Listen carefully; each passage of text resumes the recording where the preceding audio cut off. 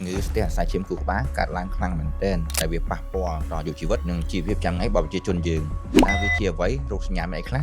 មកស្ដាប់បងប្អូនគ្នា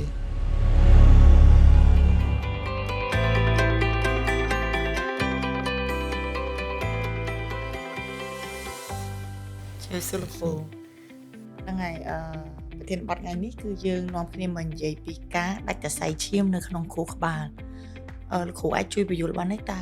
ស្អីគេជាការដាច់សរសៃឈាមនៅក្នុងខួរក្បាលលោកគ្រូតាមពិតអាហ្នឹងវាជាពាក្យបច្ចេកទេសគេនិយាយថា stroke ចា៎វាមាន2ទី1គឺស្ទះទី2គឺដាច់ចា៎អញ្ចឹងស្ទះដាច់គាត់ថារោគសញ្ញាអាចដូចគ្នាប៉ុន្តែការធ្វើរោគវិនិច្ឆ័យទៅលើគ្រូពេទ្យផ្ទាល់តើវាមកពីអីអញ្ចឹងការព្យាបាលរបស់វាគឺអាចខុសគ្នាតាមនឹងដែរអញ្ចឹងមានន័យថាហ្នឹងវាកើតពីការស្ទះនិងពីការដាច់លោកគ្រូអាហ្នឹងយើងអាចដឹងមុនទេលោកគ្រូអាចករណីខ្លះដឹងមុនករណីខ្លះអត់ទេអ្នកខ្លះអត់ទេសុកភ្លាមស្រាប់មានបញ្ហាអ្នកខ្លះសុខភាពល្អខាងអត់ដែរជឿអីទេសុកដួលទៅបាត់អញ្ចឹងយើងត្រូវដឹងថាតើពីមុនមកមានរោគសញ្ញាអត់អាសាឈឺក្បាលអស់កម្លាំងហិតលហើយមួយក៏អាសាចុកដៃចុកជើងរយជើងអត់ដែរទៅពិនិត្យទេគេថាខ្លួនឯងអីដល់ពេលណាមួយឈឺធ្ងន់គឺមានបញ្ហាបាទយើងដឹងមុនបានយើងគួរមានវិធីការពារអីគេខ្លះដែរលោកគ្រូចេះអាហ្នឹងជាធម្មតាទៅលើអាយុរបស់មនុស្សអញ្ចឹងធម្មតាយើងជីវភាពប្រជាជនយើងចាប់ដើមមានកម្រិតខ្ពស់ហើយចាប់ដើមអ្នកខ្លះនៅស្រួលហូបចុកឆ្ងាញ់អត់ដែរសូវហាត់ប្រាណអីទេអញ្ចឹងនៅពេលដែលកម្រិតជីវភាពទៅជាប្រទេសអភិវឌ្ឍឡើងជំងឺនេះនឹងកើនឡើងការយើងនៅប្រទេសក្រីក្រអត់សូវមានទេហេតុអីក៏អញ្ចឹងដោយសារការបរិភោគអាហារដែលខ្លាញ់ពេកផ្អែមពេកឬក៏ប្រៃពេកគេមានជំងឺលើសឈាម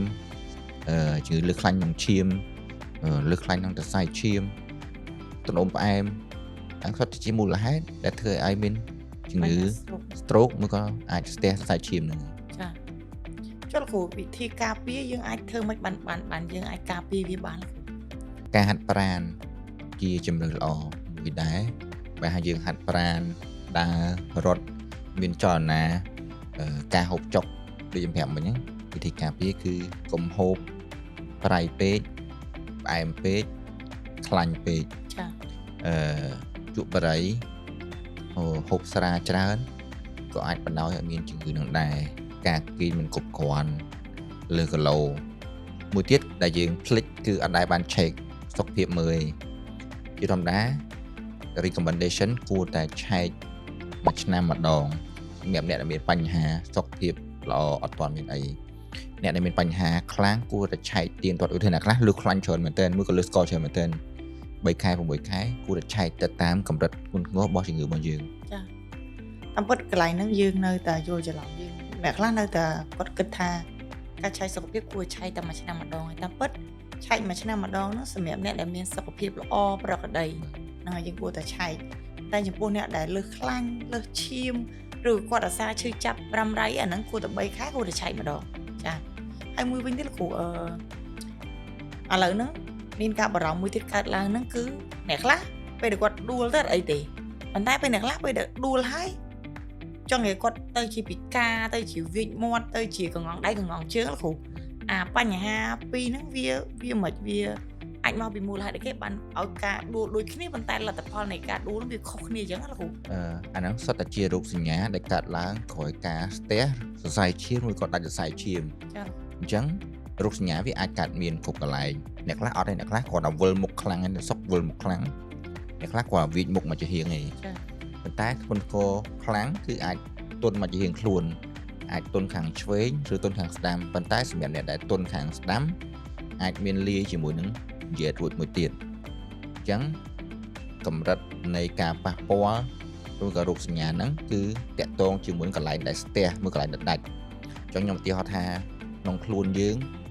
ខួរក្បាលយើងមានកន្លែងដែលបជាទៅតំបន់មួយឧទាហរណ៍ខាងឆ្វេងមានខួរក្បាលបជាមកខាងស្ដាំមានខួរក្បាលបជាផ្សេងអញ្ចឹងបើសិនជាការប៉ះពាល់ទៅលើការស្ទះសរសៃឈាមក៏ដាច់សរសៃឈាមនៅចំកន្លែងណាមួយរោគសញ្ញាវានឹងចេញមកតាមទីតាំងដែលវាប៉ះពាល់លើកលែងនៅក្នុងករណីធ្ងន់បំផុតគឺ អាចតាក់ទងដល់អាយុជីវិតទៀតដោយសារការហូរឈាមធំពេកដែលវាសង្កត់ទៅលើខួរក្បាលបាក់ជួយសង្គ្រោះ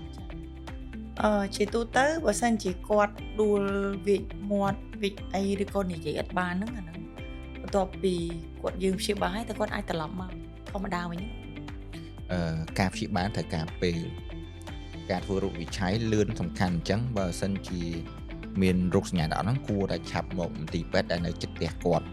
ពួកក៏អាចទេឲ្យឡានពេទ្យដើម្បីទៅយកគាត់ភ្លាមចា៎ការព្យាបាលកាន់តែលឿនឱកាសជោគជ័យកាន់តែខ្ពស់គាត់ទុកកាន់តែយូរប៉ុន្តែខួរក្បាលយើងកាលណាវាខូចទុកយូរពេកគឺវាលែងមកវិញហើយចា៎អញ្ចឹងតើតើមួយកម្រិតនៃការប៉ះពាល់ខ្លាំងប៉ុណ្ណាស៊ីសនទៅលើតើគាត់បានមកព្យាបាលលឿនប៉ុណ្ណាការហូរឈាមតូចឬធំហើយការព្យាបាលរបស់យើងតកតងជាមួយមូលហេតុទៀតឧទាហរណ៍មូលហេតុគាត់ដោយសារស្ទះឬក៏ដោយសារដាច់ហើយមួយទៀតគាត់មានជំងឺរ៉ាំរ៉ៃផ្សេងអត់ឧទាហរណ៍គាត់មានដង្អូមផ្អែមលើឈាមអីអត់មានជំងឺធាត់អីអត់អញ្ចឹងបើសិនជាការធ្វើរោគឆៃមើលទៅដូចជាមិនប៉ះពាល់ដល់ជីវិតទេវាត្រឡប់មកវិញតិចម្ដងគាត់ត្រូវតមត្រូវព្យាបាលគេហៅ rehab ការព្យាបាលចលនាបន្ថែមឧទាហរណ៍បើគាត់ទន់យើងត្រូវតែមិនហ្វឹកហាត់គាត់ឲ្យសាច់ដុំគាត់រឹងមកវិញអាចដើរអាចឈរដោយខ្លួនឯងចាអញ្ចឹងស្ដាប់លោកគ្រូមកតាមពិត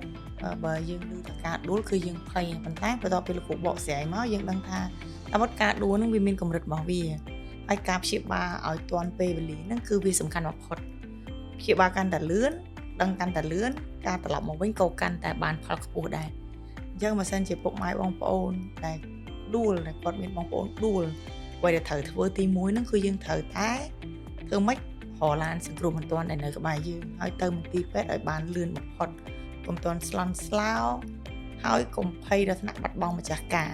អញ្ចឹងសូមគ្រូផ្ដាំផ្ញើមានអីផ្ដាំផ្ញើជាចុងក្រោយទៅកាន់បងប្អូនដែលគាត់មានការដួលខែលោកគ្រូសារផ្ដាំផ្ញើរបស់ខ្ញុំសម្រាប់បងប្អូនដែលមានរោគសញ្ញាឧទាហរណ៍វិកសុក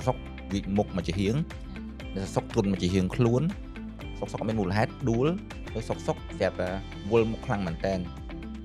តែទូរស័ព្ទហៅឡានពេទ្យភ្លាមត្រូវបញ្ញាប់ទៅមន្ទីរពេទ្យដែលនៅក្បែរធ្វើរោគវិនិច្ឆ័យជាជំងឺអីពិតប្រាកដទទួលការព្យាបាលបានលឿនឱកាសជោគជ័យរបស់បងប្អូនគឺកាន់តែលឿន